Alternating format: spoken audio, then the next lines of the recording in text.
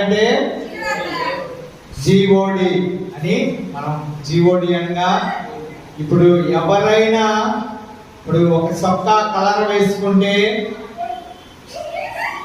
ఆ సొక్కా కలర్ని బట్టి నేను ఈ దేవుణ్ణి ఆరాధిస్తున్నానని చాలా మంది కూడా మనం చూస్తూ ఉంటాం. ఒక చొక్కా కలర్ వేసుకుంటేనే దేవుణ్ణి ఆరాధించే వారిగా ఉన్నారు. క్రైస్తవులు ముస్లిమ్స్ ఎక్కువగా వైట్ కలర్ వేసుకుంటారు. అలాగనే వేసుకుంటే దేవుణ్ణి మేము ఆరాధిస్తున్నాం, ఈ దేవుణ్ణి ఆరాధిస్తున్నామని అనుకుంటూ ఉంటారు. కొంతమంది రకరకాల కలర్స్ వేసుకుంటారు. చొక్కా వేసుకున్నంత మాత్రాన దేవుణ్ణి ఆరాధించడం కానే కాదు. దేవుణ్ణి ఏర్పాటు చేసుకోవడం అంతకన్నా కాదండి. మన హృదయములో నుంచి ఎప్పుడైతే దేవుణ్ణి ఆరాధించాలి, స్తుతించాలని మనం అనుకుంటామో అలాంటి వారినే దేవుడు ఈ రోజు పిలుస్తున్నాడు. హల్లెలూయా. అలాంటి వారినే దేవుడు ఏర్పాటు చేసుకుని ఉన్నాడు.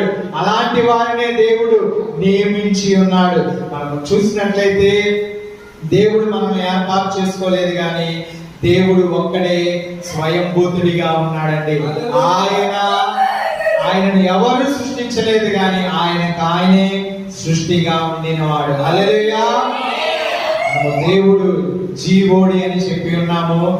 జీ అనగా జనరేటర్, అనగా ఆయన సమస్తాన్ని జనరేట్ అనగా సృష్టించిన వాడిగా ఉన్నాడు. జీ అనగా జనరేటర్.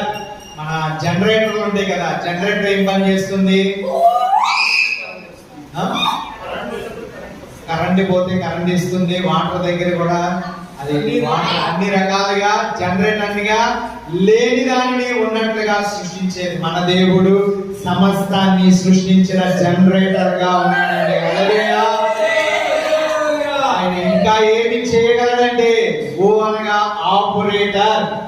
ఆపరేటర్ అనగా ప్రతి దానిని పని చేపించగలిగిన దేవుడై ఉన్నాడు. హల్లెలూయా. ఆయన జనరేటర్, సమస్తాన్ని సృష్టించగలిగిన దేవుడై ఉన్నాడు.